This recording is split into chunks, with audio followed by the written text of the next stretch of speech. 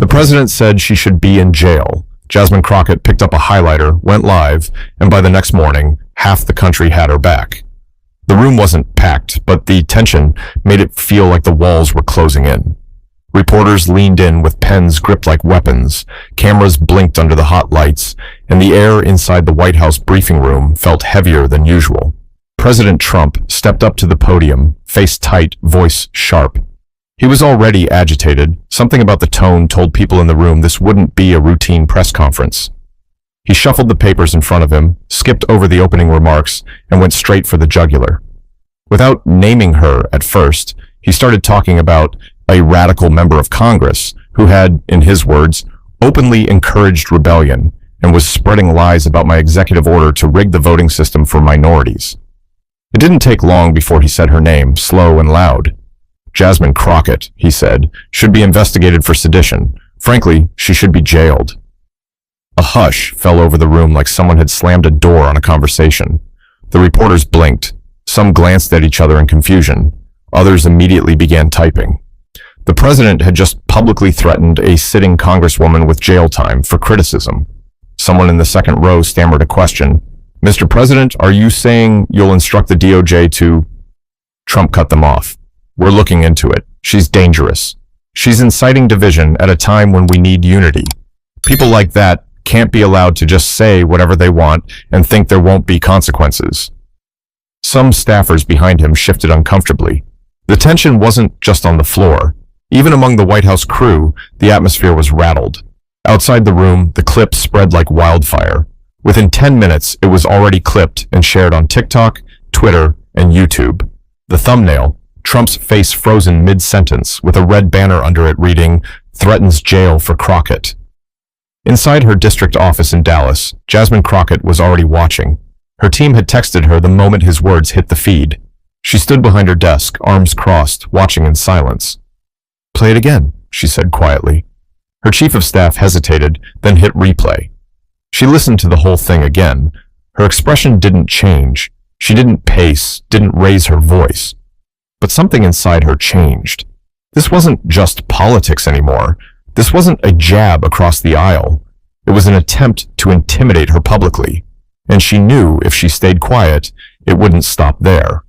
Her press aide whispered, "We need to respond, right away." Jasmine nodded. "We will, but not like they expect." Phones started ringing. The media wanted a statement. CNN, MSNBC, even Fox. Commentators were already screaming at each other on live television. Some called Trump's remarks unprecedented. Others said Crockett was being reckless and race-baiting. By the end of the day, her name was mentioned in more than 200 news segments. Talk radio had it on repeat. Political Twitter exploded.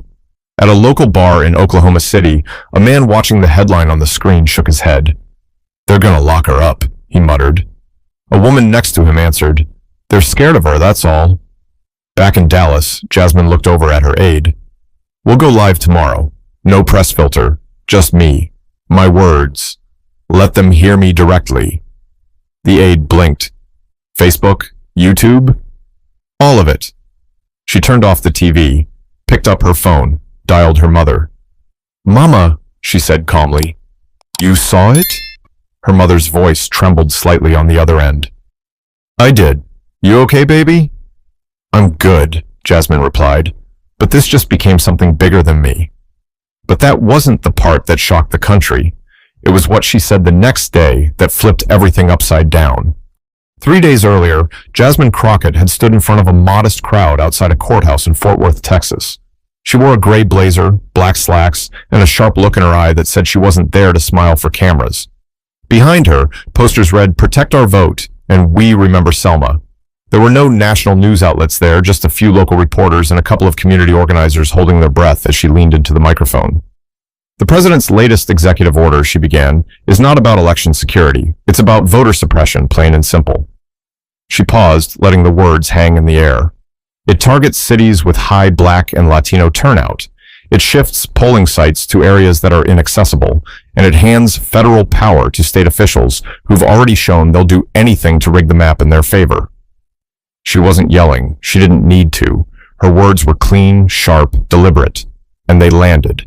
The executive order in question had been signed just a day earlier. On paper, it called for the federal streamlining of election security protocols, a name that sounded neutral enough. But buried in the fine print were restrictions on ballot drop boxes, limitations on early voting hours, and provisions that allowed federal observers to be placed in high-risk districts, a vague term that, coincidentally, applied almost exclusively to neighborhoods with large Black, Hispanic, and Native populations. Jasmine read the whole thing line by line. Then she read it again. Her background as a civil rights attorney meant she saw things others missed. Subtle phrasing, quiet landmines. One clause, in particular, jumped out at her. In the event of civic disruption or verified misinformation campaigns, the federal government may suspend or relocate voting stations as needed to preserve order. She stared at that line for an hour before speaking out. This gives them the power to move a voting center out of a Black neighborhood because someone tweets a false rumor, she told her chief of staff. That's not oversight. That's control. She gave it to a journalist she trusted, Ariana Liu from the Dallas Morning Record.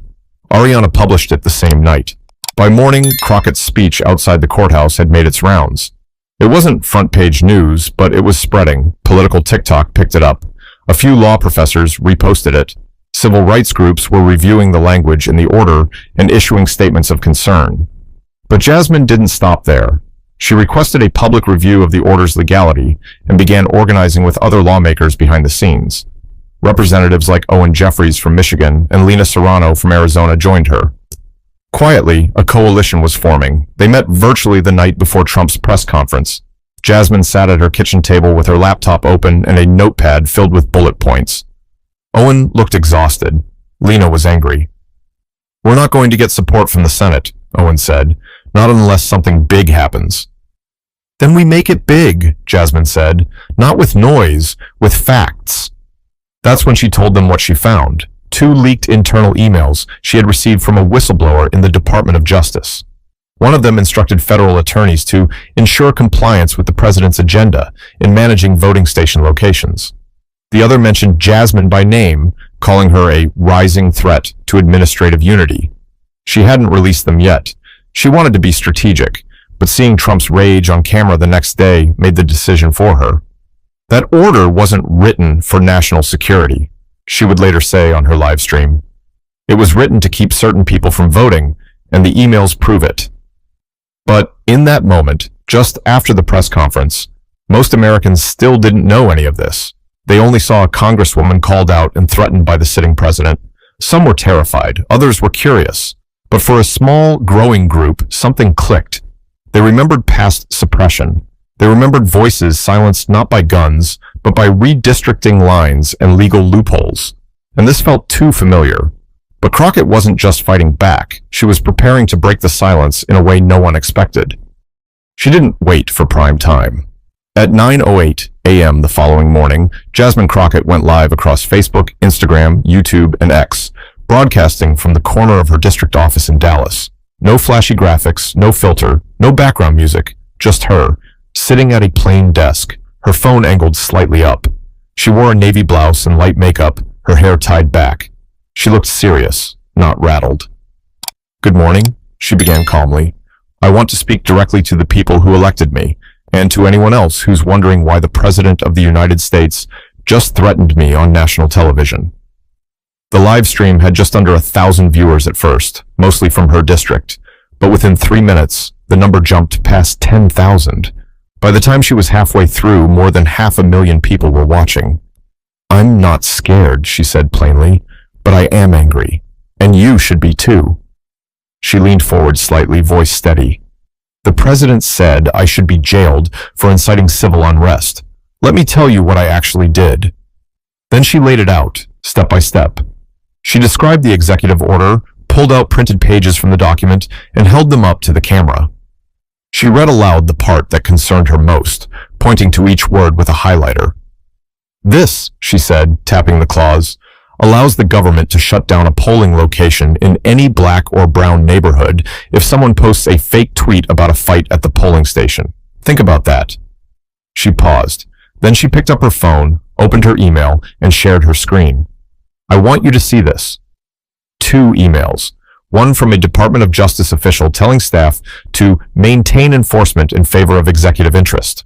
Another referencing her directly, Jasmine Crockett is rallying opposition prematurely. She's a disruption to administrative unity. She let the silence sit for a moment. Y'all, this isn't oversight, it's suppression. This isn't about unity, it's about control. She wasn't yelling. Her voice was clear and cool, like someone telling you something they've been thinking about for a long time. Like someone who already made peace with the risk. We are standing at the edge of something dangerous, she said, looking straight into the camera. And I'm not here to back down. I've faced worse than a man yelling on TV. A staffer behind the camera signaled to her. 15 minutes had passed, but she wasn't done.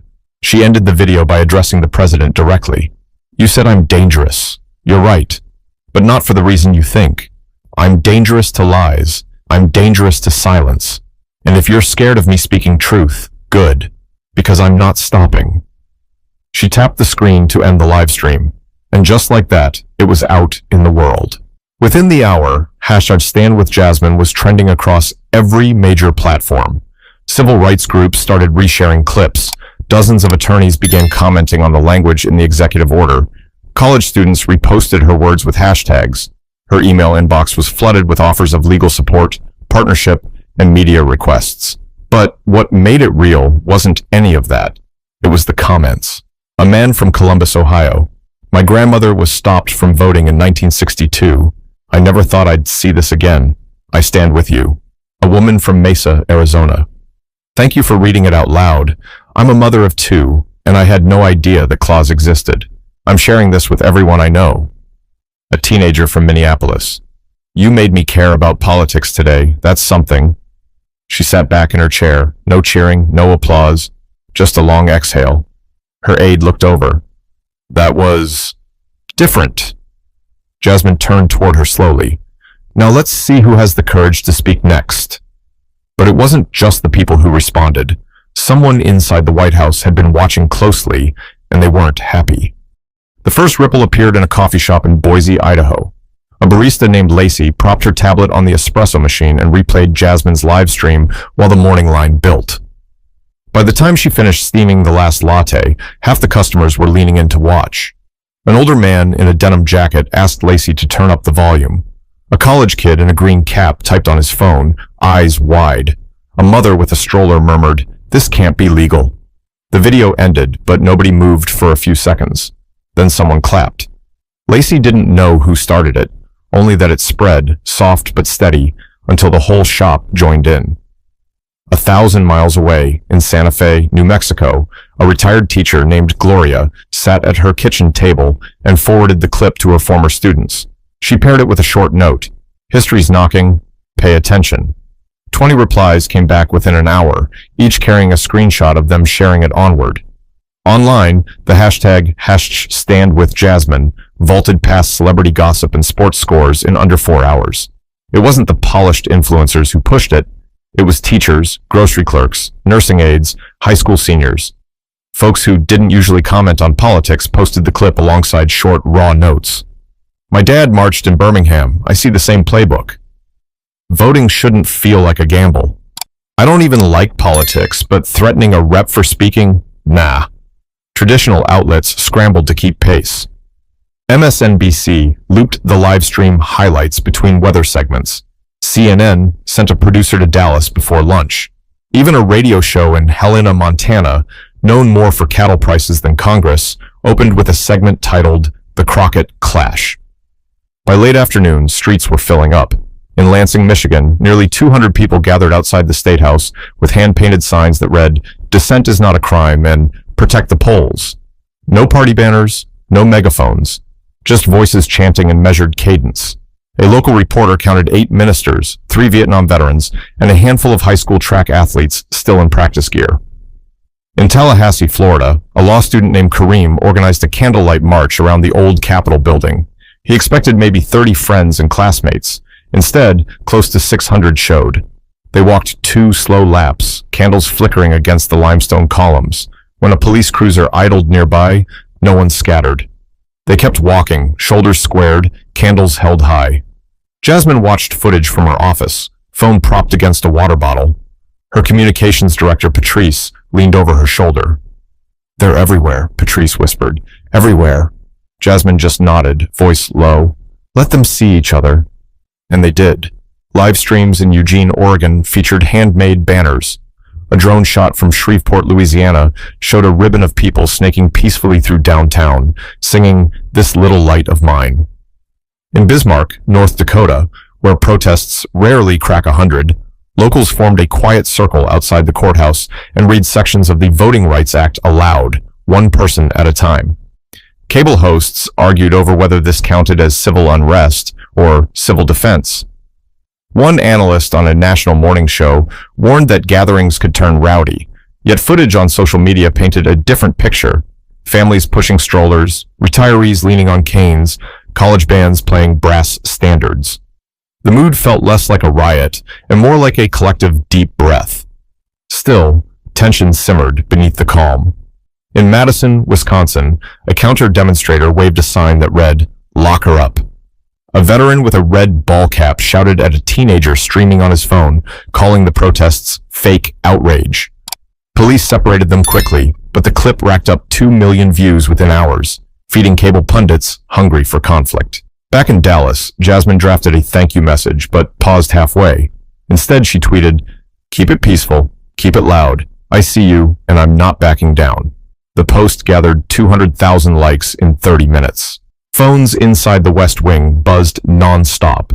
A communications aide tried to downplay the trend, calling the protests small gatherings. The line didn't hold. Aides began fielding calls from governors, red and blue, asking whether federal observers would be deployed to cities on the executive order list. The question alone signaled trouble. If observers showed up, it would prove Jasmine's point. If they didn't, the order looked toothless. At a diner in Rapid City, South Dakota, a truck driver named Dean watched a news alert scroll across a mounted TV. White House reviews response after nationwide Crockett rallies. He set down his fork and muttered, "That's a first." Late that evening, civil rights attorney Wilhelmina Banks went on a local Memphis station and broke down the legal stakes. "Intimidation only works if you silence the target," she said into the camera, her voice calm. Congresswoman Crockett answered with sunlight. Sunlight spreads. The clip trended right behind Jasmine's original live stream for the rest of the night. By dawn, petitions demanding the executive order be suspended had crossed 3 million signatures. The numbers alone startled pollsters. Jasmine scrolled through the sign-up list until her eyes blurred. Clerks from Utah, nurses from Iowa, a librarian from Peoria. People far from the usual protest map. Patrice stepped into her office, holding a folder stuffed with interview requests. "They all want you. Today, tomorrow, yesterday if possible," she said. Jasmine placed the phone on the desk and rubbed her temples. "Pick 2. One local, one national. If we talk everywhere, we speak nowhere." Patrice hesitated. "Roger that." But inside the White House, anxiety was turning into outright panic as advisors scrambled to control a fire they never saw coming. By the time President Trump walked into the Oval Office the next morning, 5 aides were already in a silent standoff. Phones buzzed on every surface. One of the flat screens on the wall was frozen on a protest scene from St. Louis, Missouri. Grandmothers holding signs, teenagers passing out water bottles, a young boy with a hand-painted poster that read, "Let her speak." "Turn that off," Trump said as he motioned toward the screen without looking at it. No one moved. He adjusted his tie and sat, then pointed at his chief strategist, Bennett Gorski, who was sweating through his dress shirt despite the air conditioning. "Why the hell is this still a story?" Bennett cleared his throat. "We expected a little noise, Mr. President, but the Crockett video, it caught fire. We underestimated her." Trump scoffed. "It's just another Democrat yelling about racism. That's their whole brand." "Sir, she didn't yell," said Karen Stroud, Deputy Communications Director. "That's what made it worse. She laid out everything calmly, read the order on air, held up DOJ emails. She sounded reasonable." Trump leaned back in his chair, narrowing his eyes. "So hit her harder." There was a long pause. The Attorney General's liaison, a thin man named Rusk, finally spoke. "That might backfire again, Mr. President. The DOJ's already catching heat. There's chatter about launching an internal review of how the executive order was handled. Someone's leaking from inside." Trump's hand slapped the desk. "Find the leak." Already working on it, Bennett said quickly. The president's phone lit up. A notification from one of his preferred news channels read, "Protests expand after Crockett's live stream. Pressure builds on White House." He swiped it away and looked up, jaw clenched. She's one congresswoman. Why does it feel like we're losing the country to a woman with a webcam? No one had an answer, but behind closed doors the math had changed. Several Republican governors had already made quiet calls asking whether they were expected to enforce the new voting restrictions. Others had begun tiptoeing around press inquiries. Senator Arnold Marr from Wyoming issued a statement carefully avoiding the order altogether, saying only that all Americans have the right to question executive power. In short, the foundation was cracking. In a side office, Gorski met privately with Stroud. "We have to pivot," she told him. "This won't survive a second news cycle." "And say what?" he asked. "Say the order was about security. Clarify the language. Blame the confusion on Crockett misreading it." "She didn't misread anything." "She made it look that way," Stroud shot back. "You saw the live stream. That woman's got courtroom rhythm. You can't shout that down." Back in the Oval Office, Trump called for a second press conference. His legal advisor, Vaughn Little, advised against it. "Sir, your first remarks are already being dissected. If you double down, it gives the media another tape loop." "I want to be clear," Trump said. "She lied. She made it political. The protests are staged. We'll say that." The press secretary, Dwight Reynolds, shifted uncomfortably. "Sir, with all due respect, we might be better off letting the heat die down before you speak again." Trump glared. "I don't let things die down. I crush them." He canceled the morning's golf round and demanded an updated dossier on Jasmine Crockett. "She's smart," Gorski said. "Civil rights attorney, criminal defense background, served in the Texas House before Congress. Not much dirt. Some early campaign donations from labor groups, one Twitter spat with a radio host, but no real scandal." "She's got to have something," Trump snapped. "She's not afraid of you," Stroud said under her breath, barely loud enough for anyone to hear. But he heard. Trump's eyes narrowed. "Then make her afraid." Stroud stood silently, expression unreadable. The room felt colder. While that meeting dragged on, an aide in the West Wing kitchen took a moment to check her phone. A text from her sister read, "Did you see the new clip? The girl reading her grandma's voting card?" "I cried." She clicked the link. It was a teenage girl in New Orleans reading from her grandmother's 1965 voter registration card, tears in her eyes. "They told her she couldn't read, but she memorized the Constitution just to prove them wrong," the girl said. "And now someone wants to take us back?" That clip was already being stitched with Jasmine's video by influencers across social platforms. One edit showed Crockett holding the DOJ emails while the girl's voice played over it. That single mashup was reshared by celebrities, pastors, and even a former federal judge. At the same moment, Jasmine sat alone in her kitchen, stirring tea she wasn't drinking. She wasn't smiling, but she wasn't shaken either. She looked at her calendar. There was a media slot open for tomorrow at 8 p.m., a national network that rarely invited her on. But they'd called twice. She stared at the time, picked up her phone. "Let's talk," she said into the voicemail. "But I don't want fluff. I want 20 minutes. No commercial break. We do this. We do it real." But the interview wouldn't just be real. It would become the moment that pulled the entire country into her corner. The studio lights weren't bright. That was intentional. The producers of Stateline Weekly, a long-running Sunday night political show based out of Los Angeles, wanted the interview to feel less like a debate and more like a living room conversation. Jasmine Crockett sat in a straight-back chair across from anchor Jonah Frank, a veteran journalist known for letting his guests speak without interruption, unless they started dodging. He wasn't partisan. He didn't need to be. His questions were sharper when he was quiet. The broadcast opened with a single camera angle. No dramatic music, no B-roll montage, just Jonah leaning in. "Congresswoman," he said, "the President of the United States suggested you be jailed. Have you received a direct threat since then?" Jasmine didn't flinch. "More than one," she said. "Some anonymous, one voicemail. They're all being reported, but threats aren't new. For women who speak plainly, they never are." Jonah nodded slowly. "You've sparked national protests. You've shown internal DOJ emails. But let's get to the core. Why do you think this executive order was crafted the way it was?" Jasmine took a breath, not dramatic, just steady. Because suppressing a vote is easier than changing a policy, she replied. Because if you shift just 5,000 votes in 3 counties, you don't need to win hearts. You just win margins. She held up a laminated document, her marked-up copy of the executive order. I'm not guessing. I read the thing.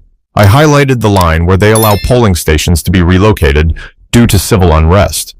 I highlighted the memo that calls my public objection a disruption. They didn't even hide the motive that well. The studio camera panned to Jonah's silent reaction, then cut back to Jasmine. It's not about me, she said. It's about who they're really targeting. Communities that show up when it matters. Voters who remember having to recite the Constitution just to get a ballot. She turned to camera 2, straight into it. This is not paranoia. This is a pattern. In homes across the country, people leaned in. The phones stopped buzzing. Dishes were left unwashed. Even skeptics sat still. In Kansas City, a 70-year-old man named Harold paused while feeding his dog. He'd never voted for a Democrat in his life. But something in Jasmine's tone, measured, not performative, made him listen. In Seattle, a teenage girl FaceTimed her grandmother and held the phone up to the screen. You need to see this, she whispered. Jonah changed the subject. Do you fear escalation? That the president may try to use legal force? Jasmine tilted her head. If I feared escalation, I wouldn't have gone live. I wouldn't be here tonight. What do you want to come from this? He asked. That question lingered. I want 3 things, she said after a pause. I want the executive order suspended. I want a bipartisan review of federal election oversight. And I want people to remember that silence doesn't protect anyone. It just makes space for louder threats. Jonah closed his notes. That was unusual. We reached out to the White House, he said. No comment. Jasmine smiled, just barely. Of course.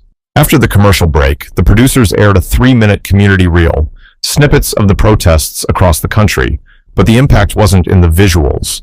It was in the voices layered over the footage. A teacher from Fresno said, "My students watched her live stream in homeroom. That's civic education." A postal worker from Maine said, "I'm white, 65, and I'm telling you, this isn't just her fight." And finally, a woman from Jackson, Mississippi. I voted next to my mama in '94. We never missed an election. If they try to move my polling place, I'll walk 2 hours to get there.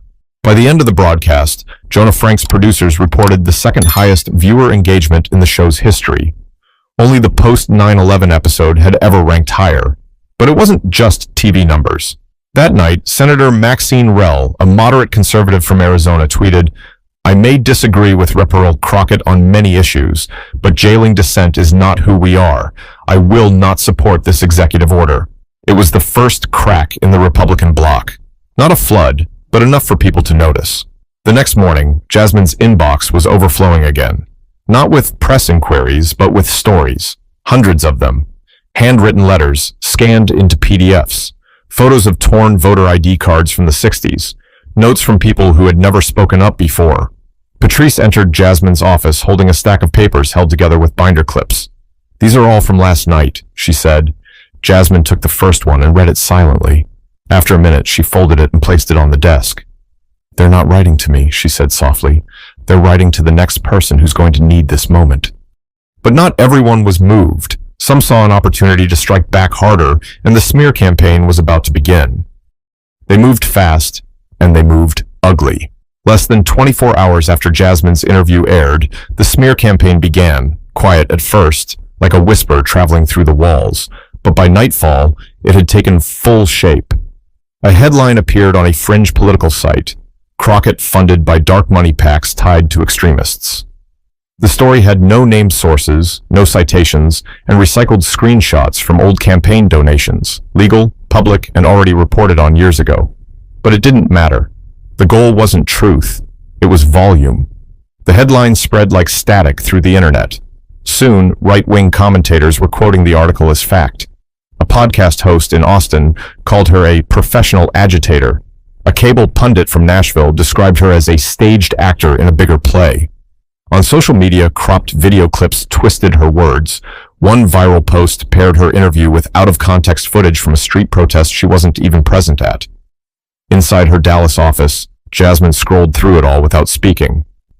"Should we respond?" Patrice asked, standing near her desk with arms crossed. Jasmine shook her head. "Not yet. Let them empty the tank." Some of the attacks weren't digital. Someone spray-painted the word traitor across a billboard in her district featuring her face. In Raleigh, North Carolina, a conservative radio station spent an entire segment claiming her law license should be reviewed. A sheriff in Alabama said on Facebook that she should be investigated for threatening democracy. And then there were the messages. "Go back to law school. You're not MLK, you're a fraud. We know where your office is." The last one triggered a call to Capitol Police. Security protocols were adjusted. Her staff began working in rotating shifts. At night, Jasmine's building remained lit, on purpose. No shadows, no guessing. But through it all, she refused to flinch. She returned emails. She reviewed draft legislation. She met with organizers.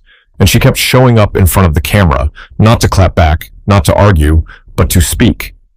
In one short clip posted on her official X account, she stared straight at the lens and said, "If I'm being attacked for reading the law, what does that say about the law? And what does it say about the people attacking me?" The clip gained 4 million views in under a day. Still, the narrative war raged on. Right-wing influencers latched onto every new angle. Her speaking fees, her past legal cases, even her outfits. One viral post zoomed in on her earrings during the Stateline Weekly interview and claimed they were symbols of extremist ideology. They weren't. They were from a black-owned boutique in Baton Rouge. Jasmine laughed when Patrice showed her that one. "They're $18 hoops," she said. "The only thing extreme about them is the markup." But behind the humor was fatigue. "You're holding up better than I expected," Patrice admitted one afternoon as she brought her a thermos of soup. "I'm not doing this for comfort," Jasmine replied. "I'm doing it for clarity. The truth doesn't get tired." That evening, an unexpected letter arrived, handwritten in cursive on faded stationery. It was from Geneva Bryant, a 93-year-old woman in Savannah, Georgia. "When I was 22, I tried to register to vote, and they told me I couldn't read. I had memorized Article 1 of the Constitution. I stood there and recited it, word for word. They still turned me away. Don't stop, Jasmine. I see you." Jasmine kept that letter in her purse after that day. She took it everywhere. The tide began to shift again, quietly. A nonprofit in Milwaukee released a detailed breakdown of the misinformation being pushed online, line by line. A coalition of fact-checkers issued a joint report debunking 5 of the top stories targeting Jasmine. Civil rights attorneys began appearing on cable shows defending her character. But the moment that really turned, things came from an unlikely place. Senator Charles Brantley from South Dakota, staunchly conservative, veteran lawmaker, known for his strict party loyalty, appeared on a midday broadcast and surprised everyone. "I may disagree with Congresswoman Crockett's politics," he said, "but calling for her arrest because she read a federal order out loud? That's not how democracy works. If we start jailing dissent, we don't deserve the flag we salute." That clip played on loop for the next 6 hours. Inside the White House, aides went silent. Inside Jasmine's office, Patrice exhaled and said, "Well, that's one more than I expected." But what no one saw coming was the shift that would follow. A Republican breaking ranks was just the first crack in a dam about to burst. The text came at 6:42 a.m. Jasmine was already at her desk, hair wrapped, hoodie zipped, a chipped mug of green tea cooling beside her.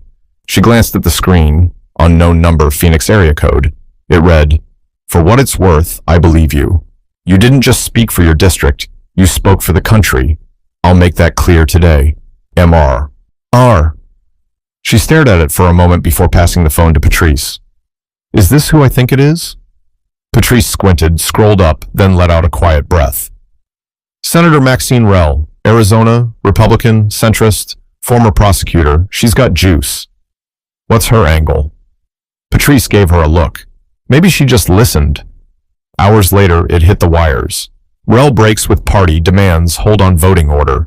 Associated Press. AZ Senator challenges executive threat against Crockett. Reuters. Rell, we don't jail people for speaking. CNN. Cameras were already rolling when Senator Rell stepped up to a podium on the Senate lawn. No crowd, no stage lights, just a half circle of reporters and the steady Arizona heat. Her hair tied back, blazer simple, tone firm. I've reviewed the executive order in full. I've spoken with 3 constitutional lawyers, none of whom are activists, and I've watched Congresswoman Crockett's live stream and her interview. She paused, looking directly at the cameras. We don't agree on many issues, but I agree with her here. Voter suppression is un-American, and threatening someone with jail for stating that plainly is a line we should never cross. I won't support this order in its current form. She stepped away without answering questions. That single clip made it onto every network within the hour. By lunch, more Republican lawmakers started giving quiet interviews. Some hedged their language. Others were more direct. Senator Paulo Desmond of Nebraska, I have concerns about the enforcement mechanism. Congressman Eric Mears from Iowa, we're not in the business of punishing speech. Even a Fox News host, usually allergic to criticism of Trump, raised an eyebrow during a panel and said, you know, folks, maybe we should have read the order more carefully. Inside the White House, a meeting had already been called. Chief Strategist Bennett Gorski slammed a printed copy of Rel's remarks on the table. This isn't a protest anymore. It's a narrative collapse. If one more senator turns, the order dies in the chamber. Press Secretary Dwight Reynolds paced near the window. We hold firm. Say the backlash proves the need for order. Say Crockett stoking instability. Stoking instability? Snapped Gorski. She read from a document, Dwight. That's it. She read. This whole mess started because she had a highlighter. President Trump sat at the head of the table, stone-faced. We hold the line, he said. She wants a war. She'll get it. We push back harder. Mr. President, Rusk, the DOJ liaison, cut in. If you push harder now, you risk a full-blown internal investigation into the DOJ. The email she shared, I have word there's more. From more staff. Trump didn't answer. He just stared at the window, hands clenched together. Behind him, the TV screen ran B-roll of protests outside a courthouse in Topeka, Kansas. Find the leakers, he muttered. But that night, something new dropped. A journalist from the St. Paul Gazette published a story based on interviews with 2 unnamed federal employees. The article stated that internal DOJ communications had flagged Crockett weeks earlier, before she went public. One quote stood out. There was already concern she'd challenge the order. Pressure came from above to watch her social channels. That was it. One sentence. But it carried weight. News outlets pounced. Legal scholars started drawing parallels between Crockett's case and McCarthy-era intimidation. Civil rights groups prepared lawsuits. A whistleblower protection agency offered its services to Jasmine. In Phoenix, Senator Rel went a step further. She introduced a joint resolution to freeze implementation of the executive order pending congressional review. It wasn't expected to pass, but that wasn't the point. The resolution made it clear. This wasn't just one woman with a webcam anymore. It was a referendum on power. That evening, Jasmine walked a few quiet blocks in Oak Cliff, her old neighborhood. No cameras, no reporters, just familiar sidewalks and a few porch lights flickering on. A neighbor spotted her from a lawn chair. You all right, Ms. Crockett? She smiled gently. I'm fine, Mr. Gaines, just getting some air. You keep pushing, he said. You sound like my sister used to. She must have been a fighter, Jasmine said.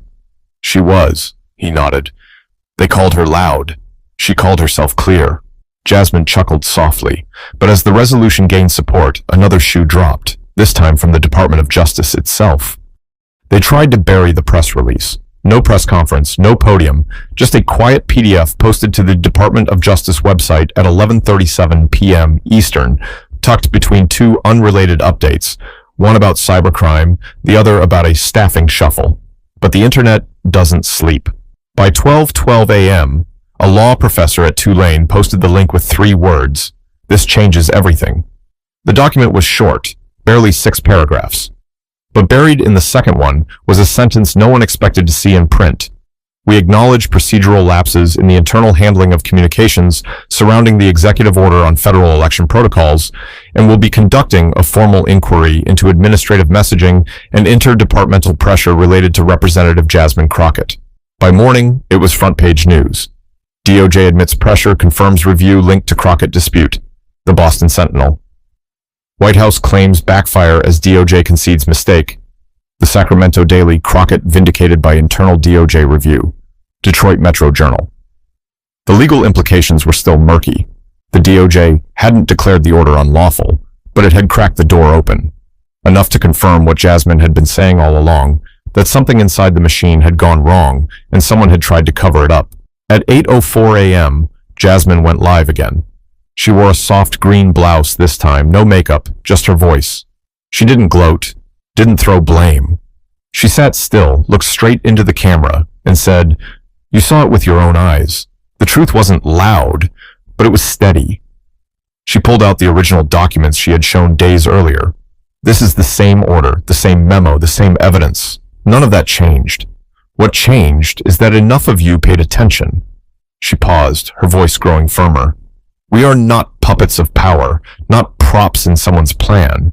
We are citizens, and the Constitution wasn't written for decoration. It was written for moments exactly like this. Then she said nothing for 5 full seconds. The silence hit harder than any speech. Across the country, screens lit up with reactions.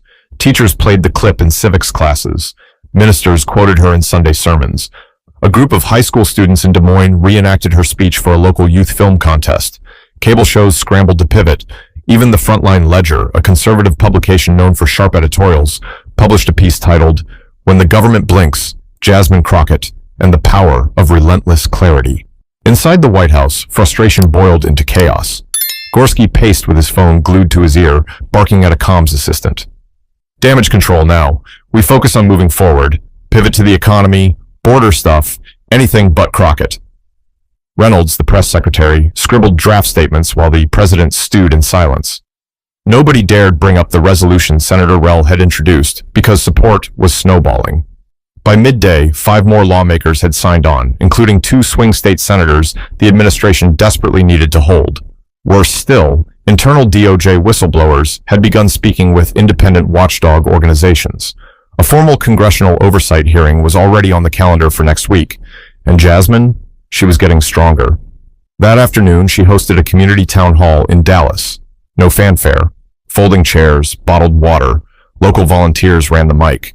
A man stood up, mid-60s, construction boots, face weathered from years of sun. "I ain't voted in 15 years, he said. "Figured nothing I do matters. But you made me feel like maybe it does." Jasmine looked at him gently. "It does," she said. "It always has. They just made it easy to forget." An 11-year-old girl stood next. Her voice shook. "My dad said we're going to go vote together next time. It's going to be my first time watching. I'm excited." Jasmine knelt beside her, smiling. "That's your right. Protect it with everything you've got." The next morning, the resolution to freeze the executive order officially reached the Senate floor. It was expected to fail, but it didn't. It passed 51 to 49. The chamber was quiet as the tally was read. Senator Rell stood, nodded once, and walked out. Reporters chased her for a quote. She offered only 5 words. Constitutional silence is still speech. Outside the Capitol, a small crowd stood behind barricades in the cold, listening on their phones. When the results were read, someone let out a whoop. Others clapped. A man raised his fist, not in anger, but in relief. And far away, in a kitchen in Columbus, Ohio, a woman sat with her 2 sons at the table, phones off, breakfast cooling in front of them. "You know who Crockett is?" she asked them. "Yeah," said the younger one. "She's the one who told the president no." She smiled. "She's the one who showed the country how." But Jasmine wasn't finished. Her next move would show that she wasn't just resisting power, she was ready to reshape it. The email was short, 1 sentence. "Are you interested in drafting a bipartisan framework for election reform?" It came from Senator Maxine Rell's office less than 48 hours after the Senate froze President Trump's executive order. Jasmine read it twice before calling Patrice into her office. "They're not bluffing," she said, tapping her screen. "This isn't a stunt." Patrice raised an eyebrow. "And if it is, then let them find out I know how to write law better than they do." They flew to Washington the next day. Behind closed doors, inside a conference room on the 3rd floor of the Dirksen Senate office building, Jasmine met face-to-face with Rell and 2 other senators, 1 Democrat from Oregon, 1 Republican from Pennsylvania. There was no press, no handlers, just policy notes, water pitchers, and 4 legal minds working a whiteboard until it looked like calculus. Jasmine listened more than she spoke. But when she did speak, she didn't hedge. "We're not here to tweak the margins," she said. If we're going to fix something, it needs to be worth fixing. They started small: national early voting standards, clearer federal guidelines for polling relocations, transparency and redistricting efforts. It wasn't flashy. It wouldn't lead the evening news, but the potential was real. 2 weeks later, the draft was done. The Voter Integrity and Accessibility Framework, a 36-page document outlining bipartisan reforms designed to make future executive orders on elections subject to legislative review. The media expected fireworks. Instead, they got focus. Jasmine didn't hold a rally. She didn't issue a victory tweet. She hosted a Zoom call with high school civics students in 5 states. She read part of the bill out loud. Then she answered their questions one by one. Why didn't you sue the president? Because I wasn't after a courtroom win. I wanted the country to learn something. What if this bill fails? Then the next one won't, but it'll be stronger because we tried. What's next for you? More listening, less talking. Politics got loud because we stopped paying attention to people who whisper. Back in her district, things changed too. Voter registration surged. Local businesses displayed "Ask me about my ballot plan" stickers. Churches hosted open table discussions where people, many of whom had never voted, asked how to make their voices count. And Jasmine kept walking through it all. Grocery stores, barbershops, high school gyms. She shook hands, but not for the cameras. When someone asked her how she won, she'd laugh. "This isn't winning," she'd say. "This is maintenance."